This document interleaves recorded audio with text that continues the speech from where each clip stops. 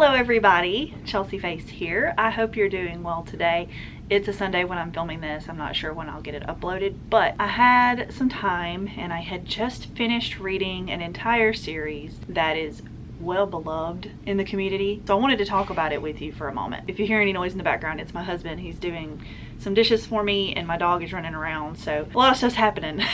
Also, the dryer is going. I've got my hot coffee here in my cute little mug that I got, I think at a Spencer's. They had a sale on their cute anime mugs. And it's adorable and it's dishwasher safe, so I had to get it. I guess this is just another talk video where I kind of go over my opinions of this well-beloved series and what I thought of it. And I'm sure you've already seen the thumbnail and title, but I'm gonna go over Ouran High School Host Club by Bisco Hattori. This is a very popular shoujo series, probably one of the top 3 if I had to just pick, or at least in America. I obviously don't have statistics from Japan or anything. Just from my point of view, this is one of the most popular shoujo that exist at the moment. I had seen the anime growing up, of course.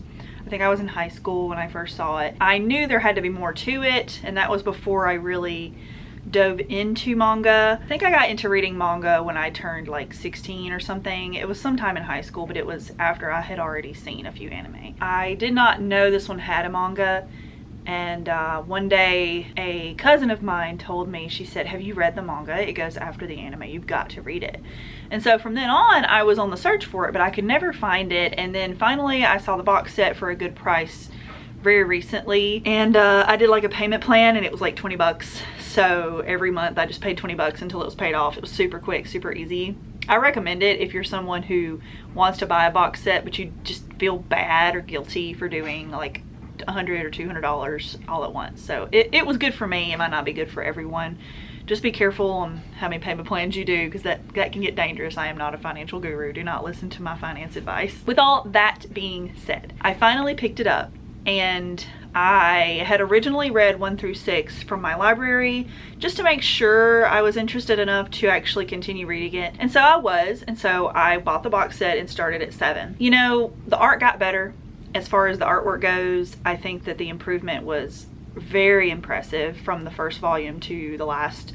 I was pleased with how much that improved, because at the beginning I was like, oh, I hate this. I hate the way this looks. It looks weird to me. I wasn't vibing with the art style, but it did get better. So I can't really complain too much about that. But when it comes to the story, the anime to me was gold. I think that the casting and the direction and the look of it was very well done. The pacing, of course, the humor from anime and manga can sometimes be a little weird if you're not used to it. I don't always vibe with the humor in anime. Sometimes it's just not my type of humor, but I can still enjoy the series. And Ouran kind of has a little bit of that I don't like, but also some that I do. And it's hard for me to explain what I mean. Just that over the top, crazy, insane humor.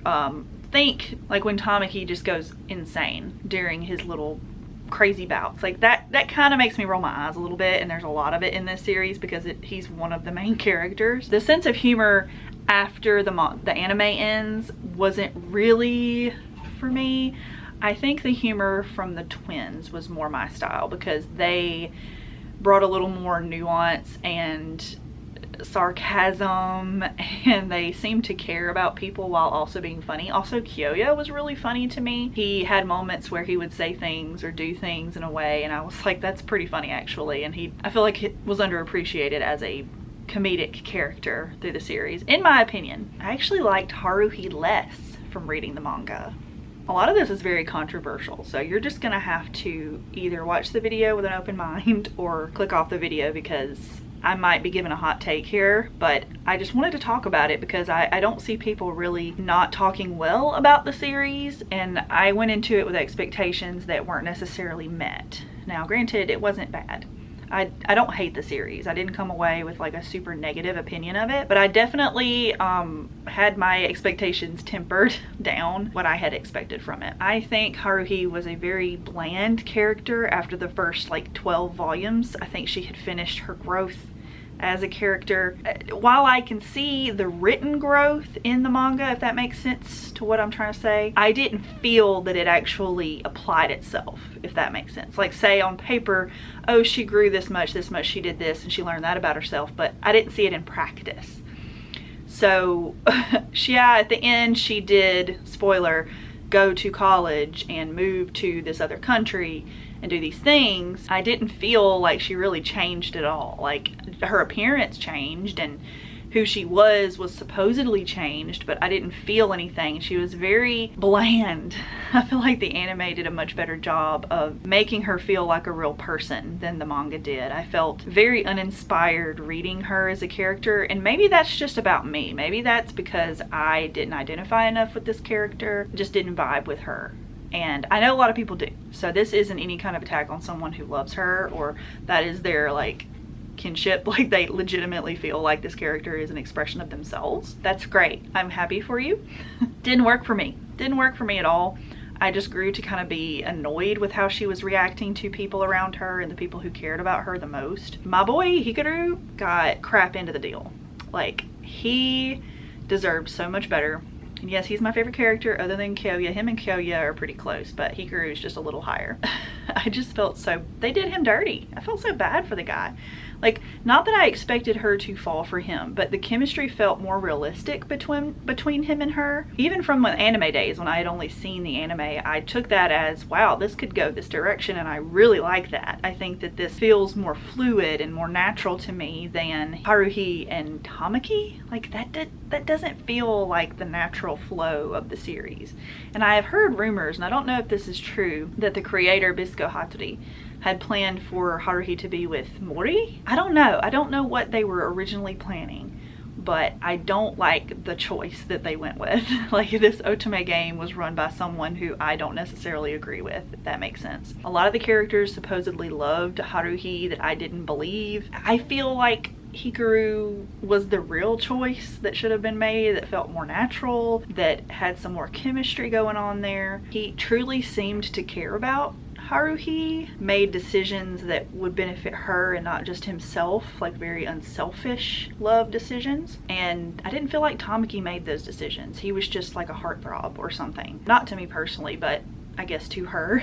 But I just wasn't buying it. I guess what I'm getting at is I didn't buy the end result of the series. I think from volume like 10 to 13 or 14, it was really good. There was a point where I was like, wow, this is really kicking off. This is really fun. Then after that point, like the last 5 volumes or so, I was bored. I was reading a lot of goofy, pointless side stuff, and there is a lot of side stuff in Ouran High School Host Club. Can't really argue with me on that. Some of it is important and has to do with character development or background character development. Some of it is pointless, honestly just completely useless, and would have been okay without it being there. And I felt like a lot of that really happened at the end. It felt more and more pointless. Like, I don't really feel like we had a need for Mori or Honey's brothers to be in the series. I just didn't.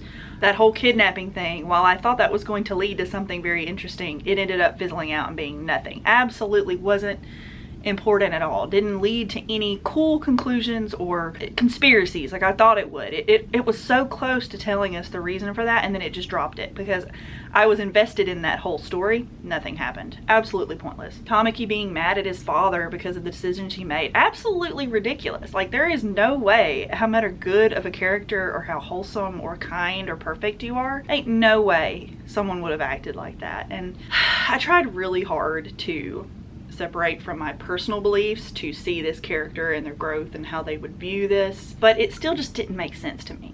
To me, it was unbelievable even from a not myself perspective. I'm sorry, I had a hard time believing that that's how he would have reacted after all these years of going through that with his mother and then being mad at his dad for acting. No, there's no way.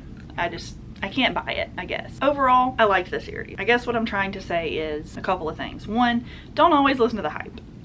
If you want to try a series and want to go ahead and invest in buying the entire thing like I did and trying it out because you liked the anime, go ahead and do that. Like, especially if you can get it for a good deal or if you find them used, singles, really cheap. Like, I'm sure some people can. This isn't a super hard series to find because it was done in a box set. I recommend trying it out. But if you're on the fence and a lot of the things that I've said have really bothered you or annoyed you, or if you didn't really like the anime to begin with, I do not recommend picking it up, only because it doesn't get better. Like, parts of it do, but parts of it get worse. I only wish that I hadn't had such high expectations because I was a little disappointed. If I went through ratings of, I use Goodreads for my books just because I've been using it for years and it's easy. My anime list, I don't care for the UI of it. Maybe one day I'll make the switch, but for now I still use Goodreads. Feel free to follow me on there. I'll put the link in my description. But if I scrolled through all of the ratings of each volume, it's probably not over like a 4-star, maybe a 5-star on a couple of them. But overall, I was a little underwhelmed. Even though my OTP didn't happen, that's not why I hate the series. I wanted to love Tamaki and Haruhi. I wanted that to be,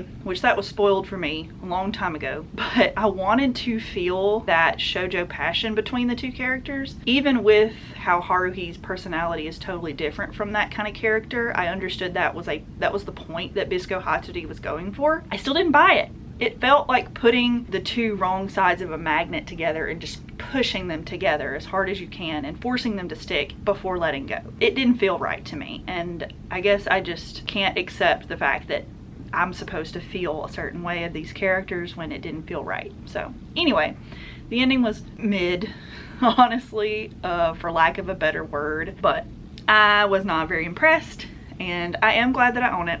I might reread it one day just to see if my opinion changes, but I am glad to have it in my collection because it does have a special place in my heart. I love Hikaru. I love Kyoya. I think that Kyoya had some amazing character development that was the most fun to read about throughout the whole series, if you ask my opinion. I enjoyed it for those aspects. If you read Ouran, please let me know your thoughts, but thank you so much for watching, and I'll see you in the next video.